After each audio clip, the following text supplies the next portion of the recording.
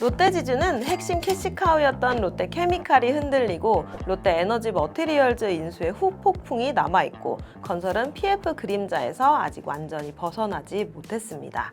이런 삼중고를 정면에서 맞은 시점에 CFO가 CEO가 됐는데요. 롯데지주 CEO에 오른 고정욱 대표는 현금 흐름의 최전선에서 그룹의 운전대를 잡았습니다.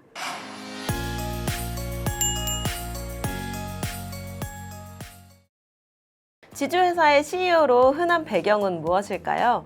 보통 전략에 능한 전략통이나 오너의 신임이 두터운 인물이 CEO에 안착하죠. 그런데 롯데는 올해 연말 정기 임원 인사를 통해 숫자를 다루는 CFO를 전면에 내세웠습니다. 지주 CFO 출신이 지주 CEO로 가는 길 흔한 코스는 아니죠. 고정욱 롯데지주 대표입니다. 더 흥미로운 건 타이밍입니다. 지주를 먹여 살린 핵심 캐시카우였던 롯데케미칼이 흔들리고 롯데에너지 머티리얼스 인수의 후폭풍이 남아있고 건설은 PF 그림자에서 아직 완전히 벗어나지 못했습니다. 석화불황, 또 인수부담, 건설 리스크 이 3중고를 정면에서 맞은 시점에 CFO가 CEO가 됐는데요. 오늘 피플앤스토리에서는 고정욱 롯데지주 대표를 중심으로 롯데가 왜 지금 이 카드를 꺼냈는지 그리고 고정욱 대표는 구원투수가 될 수 있을지 짚어보겠습니다. 저는 SR본부 허인혜 기자입니다.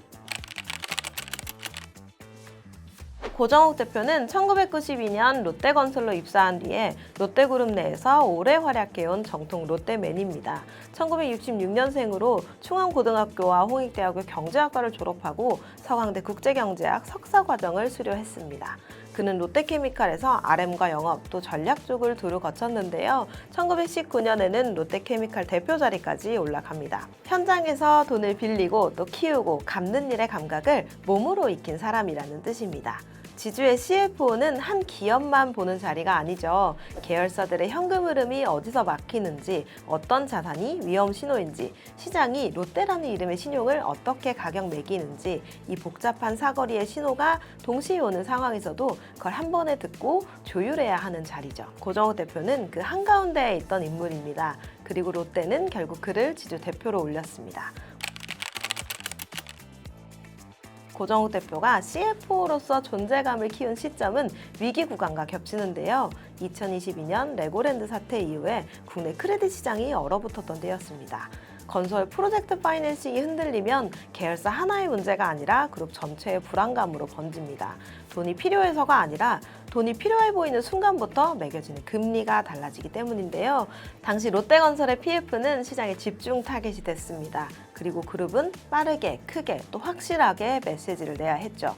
고정욱 대표는 그 시기에 지주 CFO로서 시장과 대화를 하고 또 자금줄을 설계하는 역할을 맡았습니다. 메리츠 금융과 손잡고 1조 5천억 원의 펀드를 조성하죠.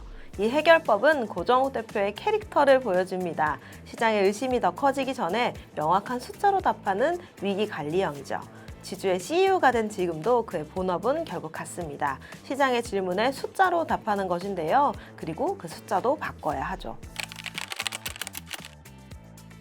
롯데지주의 고민은 단순히 지주 자체의 손익이 아닙니다. 지주는 계열사의 배당과 지분 가치로 좌우가 되는데요. 그 중에서도 캐시카우였던 롯데케미칼이 흔들리면 체감이 큽니다. 롯데케미칼은 2024년에 연결 기준 매출 20조 4,304억 원, 영업 손실 8,948억 원을 기록했습니다. 조단위 영업이익을 벌던 석화기업이 적자의 폭을 키운 겁니다. 이유는 석화산업의 공통적인 고민이죠. 중국발 증설과 글로벌 수요 둔화가 겹치면서 석유화학의 업황이 흐려졌습니다. 제품 가격이 낮아졌는데 원가와 고정비는 그대로였죠. 문제는 이게 단기 이벤트로 끝나지 않을 가능성이 높다는 점입니다. 석화는 사이클 산업이지만 이번에는 공급 구조 자체가 바뀌었다는 평가가 같이 나옵니다. 지주 CEO가 CFO 출신이라는 거는 이 업황을 언젠가 오를 거라는 사이클의 기대감으로 버티기보다 버티는 기간에 필요한 현금을 어떻게 만들지부터 계산하겠다는 의미로 읽힙니다. 롯데가 배터리 소재로 리빌딩을 선언했을 때 시장이 가장 크게 기억한 이벤트는 일진 머티리얼스 인수겠죠. 롯데케미칼은 2022년 이 거래에 2조 7천억 원을 투입했습니다. 인수는 미래를 사는 결정이지만 동시에 오늘의 재무 과제를 무겁게 만들죠. 특히 업황이 꺾인 시기라면 더 그렇죠. 롯데 에너지 머티리얼즈는 2024년에 매출 9,023억 원, 영업손실 644억 원을 기록했습니다. 전기차 시장 조정, 또 고객사의 재고 조정 등의 어려움이 있던 시기죠. 인수 자체가 잘못이라고 말하기는 이릅니다. 다만 CFO 출신 CEO가 온 이상 질문은 더 집요해지겠죠. 롯데그룹이 산 건 성장 스토리였는데 그 성장 구간을 버틸 운영 현금 흐름과 투자 속도 조절 장치가 준비되어 있느냐, 그 답이 없으면 인수는 청사진이 아니라 부담으로 남습니다. 눈여겨봐야 할 또 다른 축은 롯데건설입니다. 2025년 3월 말 연결 기준 PF 보증 규모는 3조 6천억 원입니다. 연대보증과 채무인수 또 자금 보충을 모두 포함한 수치고요. 이 가운데 도급사업 PF 보증이 3조 1천억 원, 정비산업이 5천억 원으로 제시됩니다. 여기서 더 중요한 건 규모보다 성격입니다. 도급사업 PF 보증 3조 1천억 원 중 2조 1천억 원이 미착공 현장 관련 보증으로 분류돼 있습니다.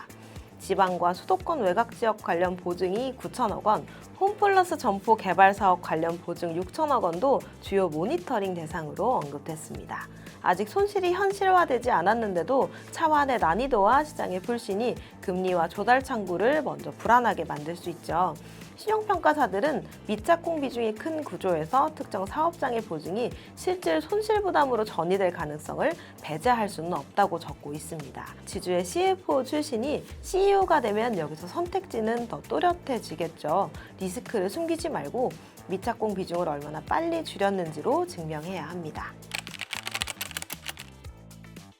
고정욱 대표가 지주 CEO로 올라섰다고 해서 지주가 자본 안전지대가 되는 건 아닙니다.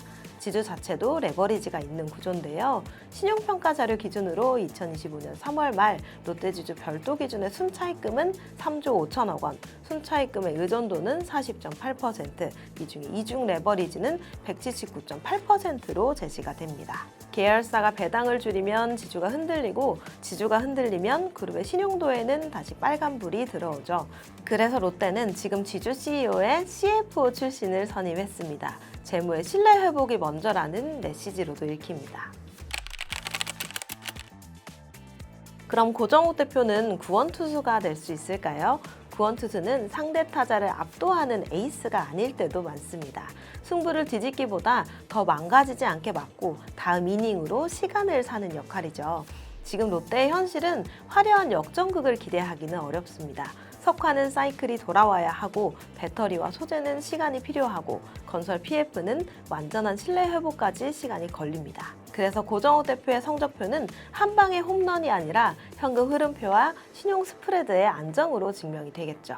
그가 진짜 구원 투수라면 그 결과는 눈에 띄는 헤드라인이 아니라 숫자의 조용한 변화로 먼저 나타날 겁니다. 차입의 만기 구조가 덜 불안해지고 우발 채무가 줄고 또 투자의 속도가 조정이 되고 그래서 계열사들이 숨쉴 시간이 생기는 방식으로요.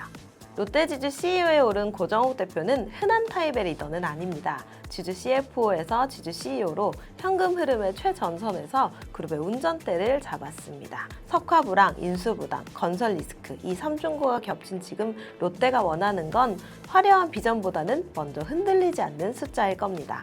고정욱 대표는 구원투수가 될 수 있을까요? 답은 생각보다 단순합니다. 그가 시간을 벌어올 수 있느냐, 그리고 그 시간을 낭비하지 않고 구조를 바꿀 수 있느냐죠.